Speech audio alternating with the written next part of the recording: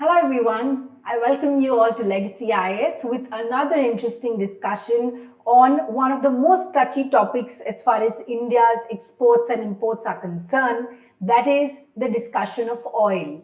And in the backdrop of the changing circumstances like the world looking at another recession and also the ongoing conflict between Russia and Ukraine, let us have this discussion between India and Iran. Now, we're going to start this discussion by understanding what happened suddenly in 2018-19 is that India cancelled all its oil imports from Iran. So essentially, it kind of decided to zero out or cancel all of its imports in the backdrop of the threat that the United States is pressurizing India and imposing sanctions on Iran. So, in the backdrop of that, India decided to cancel all its imports. What has happened recently, which is kind of changing the direction or changing the focus, is that currently we're looking at really high oil prices. Okay, if you look at this map, this graph as well, even though it shows up till March, we have a very high percentage, very high steep that is going up in the oil prices globally. We are also looking at continued sanctions against Russia because of the conflict. Also, at this particular point of time, Iran is really capitalizing upon the situation and it's really wanting India to get back to procuring discounted oil from Iran. It's also saying that, in fact, it's also kind of defending India in the public domain by saying that if India decides to buy oil from Iran, it is going to be based on its own national interest, its own domestic interest. Okay, it's not going to be something whereby India is pressurized by another country. So Iran is also putting that indirect pressure on it. And in the meantime, Iran's joining of the Shanghai Cooperation Organization might just be an additional push. In the backdrop of all of this, we have to also look at how India is having its oil trade with Russia, in spite of the fact that even Russia is facing sanctions of the United States. So, in spite of these sanctions, actually, India's oil purchase from Russia has basically risen by almost 50 times since April 2022.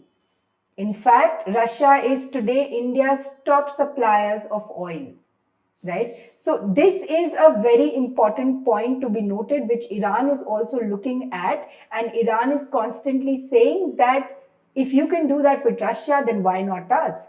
So before the sanctions were imposed, in fact, India and Iran had really amazing relations. In fact, India was the second largest buyer of Iranian oil after China. So when India decided to stop all these oil imports from Iran back in 2019, it was actually considered as, or rather seen as, suicidal, because India really needs that oil and India has a big oil import. So keeping all of these factors in mind, it was thought that it's not a great attempt. In fact, in India was also very close to Iran strategically back then. In fact, Iran was trying to provide a lot of cheap oil as compared to other countries of the world. So there was this kind of a perception that what India is ending up doing might not do well, which is why it was termed as a suicidal strategy. Okay, very strong word here. What actually happened, or what some analysts are basically coming up with the idea, is that the Israelis saw the pressure, the nexus between Israel and Saudi Arabia that kind of pressurized India to take this decision was much more powerful than United States putting sanctions on Iran. So the motive behind doing it was actually, to avoid this pressure from Israel and Saudi Arabia. So India thought that maybe cutting off ties with Iran might not affect it that badly. Okay, but what also happened parallelly is, as I was telling you, that India and Iran also shared a strategic relationship. So after this decision that India took, so Iran tried to curtail India's role in the Chabar Port region. and the Zaidan rail link project. So, a lot of other strategic partnerships in Afghanistan as well as Central Asia were the places where Iran tried to, kind of put India aside and not continue it while it was doing before 2019. So currently, when the situation is kind of changing, what Iran is looking for, Iran basically is looking at saying that if you can ignore these US sanctions against Russia and make Russia one of your top suppliers, then why not do that with us? Okay, so according to Iranian officials, these sanctions that are imposed, that are done by the United States on a unilateral level. It's not even done by the United Nations. So you need not worry. Okay, so we can have our own friends and specific terms with other nations of the world. So not necessarily that you have to just rely on United States. That's what it's indirectly saying. In fact, there are a lot of benefits that can come out in case this relationship of oil between India and Iran kind of starts again.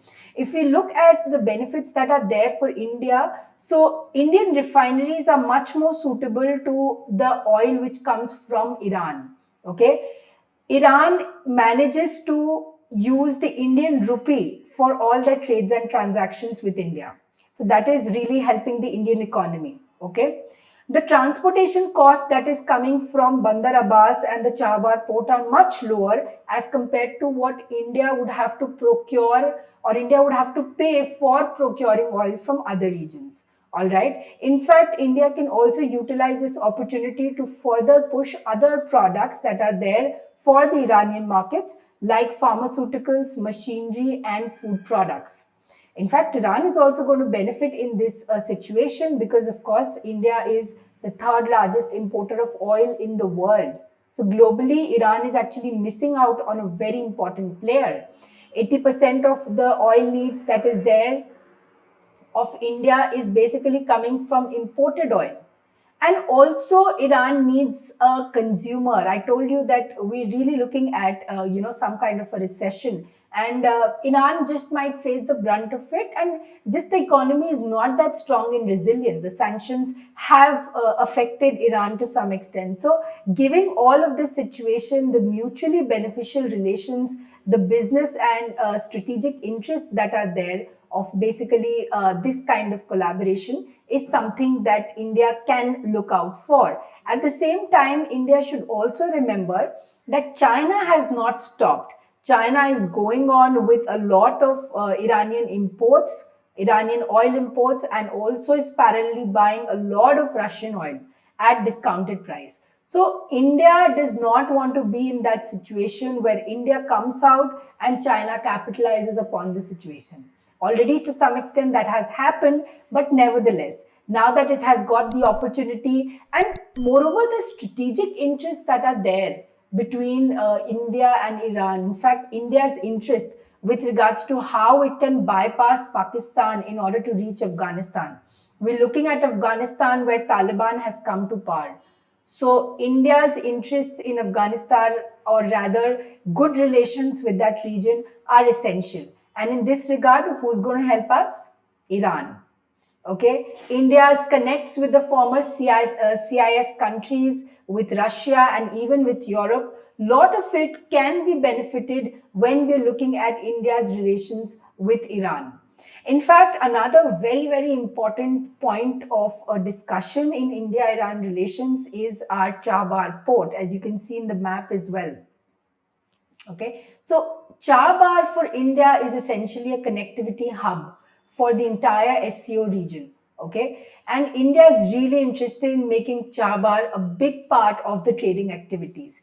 India and Iran are having some amount of disagreements in the way in which arbitration is basically going to happen. So both of them can come together and resolve the issue so that the work at Chabar can basically begin. In fact, a part of the discussion also revolves around the Trans-Afghan Railway.